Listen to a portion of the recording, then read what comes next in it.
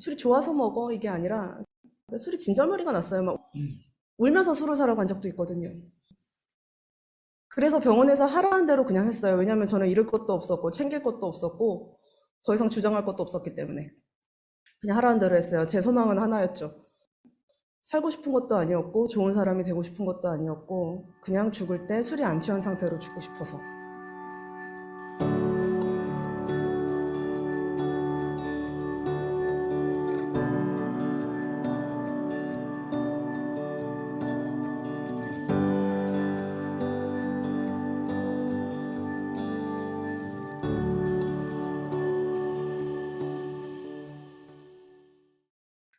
그렇게 살다가 결과적으로 아무것도 하지 못했어요.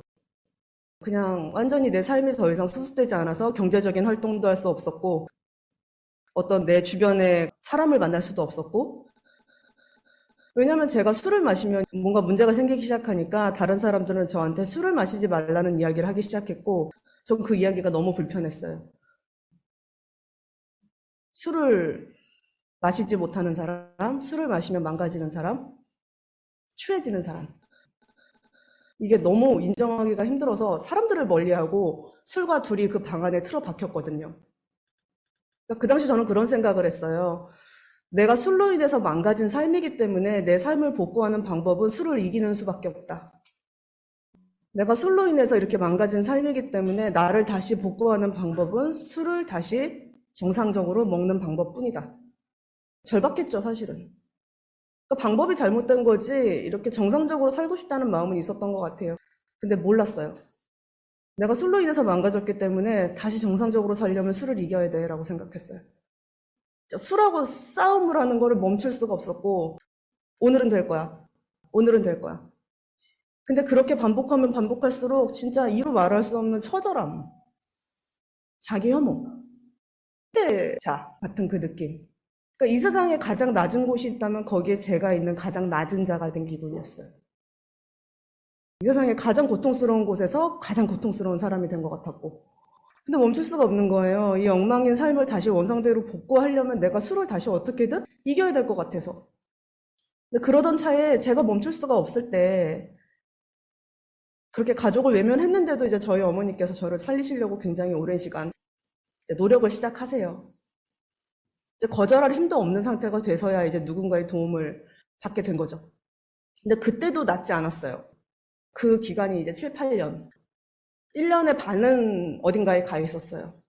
산속의 기도원, 요양원, 정신병원, 그리고 말도 안 되는 어떤 사이비 뭐 집단 하고 그러한 것들에 대해서 저는 이제 어떤 생각을 가지고 있었냐면 이렇게 망가진 딸인 내가 당신 보기에 괴로우시니 내가 당신이 원하는 대로 해드리는 게 그나마 내가 할 수 있는 전부요.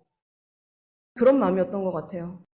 알코올 중독자인 것도 나고 술이 망가져서 삶이 망가진 것도 난데 저는 제 인생을 살릴 마음이 없었어요. 그냥 술 먹다 죽어야겠다.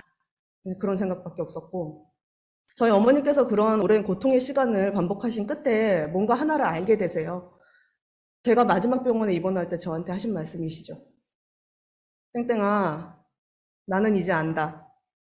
내가 무슨 짓을 해도 네가 술을 마시다가 죽을 거라는 걸 나는 이제 안다. 근데 니네 오빠도 있고 나는 살아야 되니 딸인 너한테 최선을 다했다는 그 증거라도 남아있어야 할 것 같아서 너를 마지막 병원에 입원시킨다. 나는 네가 죽을 거라는 걸 안다.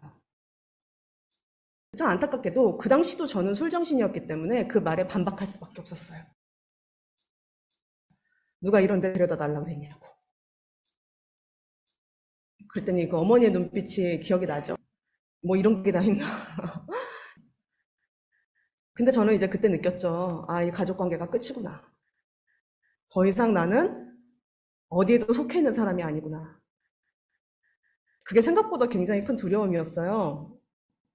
어렸을 때부터 가족들 머리 꼭대기에 서서 나는 외로워, 나는 고독해, 누가 내 편 좀 들어줘. 나는 혼자라고 생각하고 살았는데 진짜 혼자가 되고 나니까 그게 그렇게 무섭더라고요. 그런 생각이 들었어요. 이제 내가 정말 이제 혼자인데 저희 어머니가 딱 병원에 3개월 입원시켜주겠다고 하셨거든요. 이젠 돈이 없다고.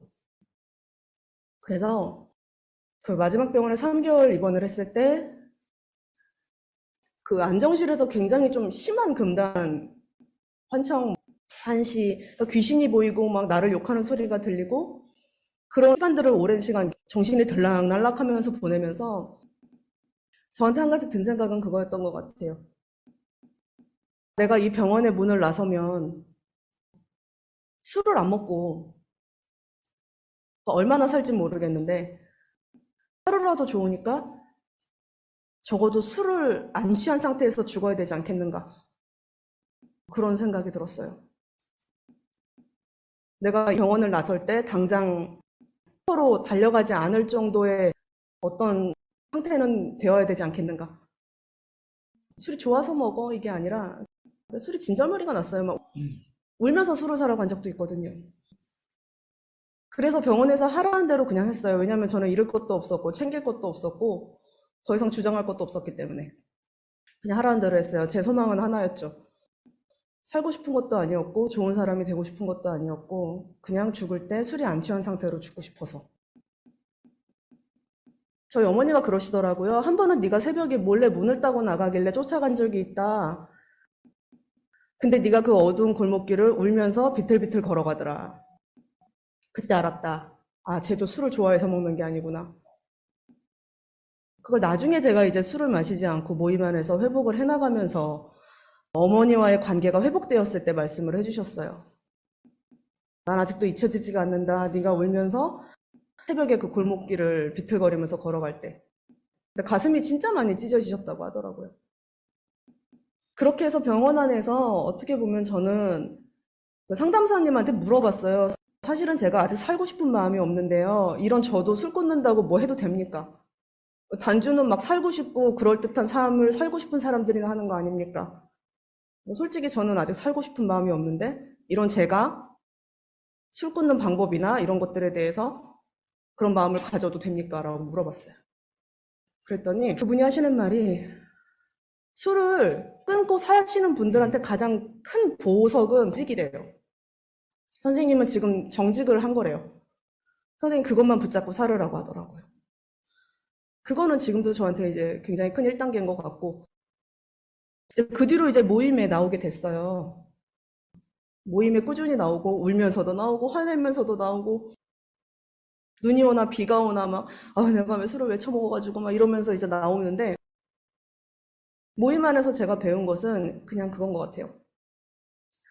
내가 생각했던 그 어떤 모모가 되어야 한다는 그것들이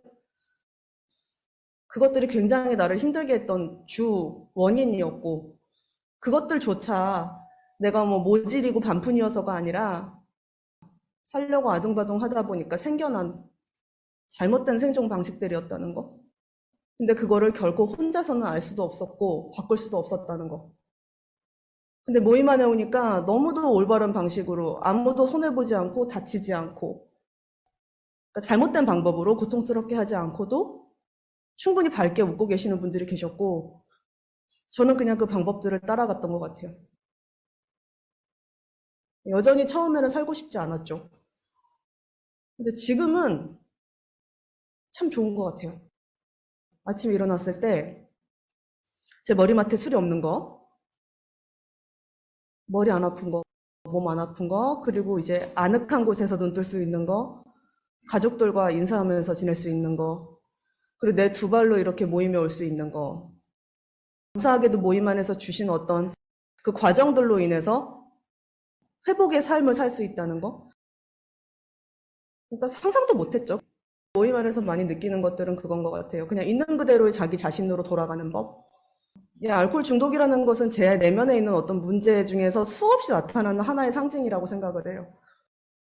술을 멈춘다고 해서 다른 문제들이 안 생겨나는 게 아니듯이 이 모임 안에서의 저 근본적인 제가 받은 어떤 선물은 내 내면 안에서 어떤 것이 나를 힘들게 하고 아프게 했는가. 그것들을 바라보게 하면서 이 모임은 단계 프로그램은 버 선생님들의 삶은 그리고 제가 믿는 위대하신 힘은 그냥 있는 그대로의 자기 자신으로 돌아가는 법을 알게 해주시는 것 같아요. 지금은 이제 제가 몸에 힘을 빼고 술을 멈추고 이렇게 하루를 살 수 있음에 대해서 그저 감사하면서 제가 따라야 하는 그런 영적 원칙, 지금의 제가 있도록 해주는 그 영적 원칙에 단순히 따를 수 있도록 집중하는 거, 실천하는 거, 그리고 감사하는 거. 그게 내가 할 수 있는 1단계가 아닌가. 그런 생각하면서 이제 모임으로 왔습니다. 제게 주어진 것들에 대해서 끊임없이 감사하기를 멈추지 않을 수 있는 힘 주시기를 감히 좀 기도하는 것 같습니다. 들어주셔서 감사합니다.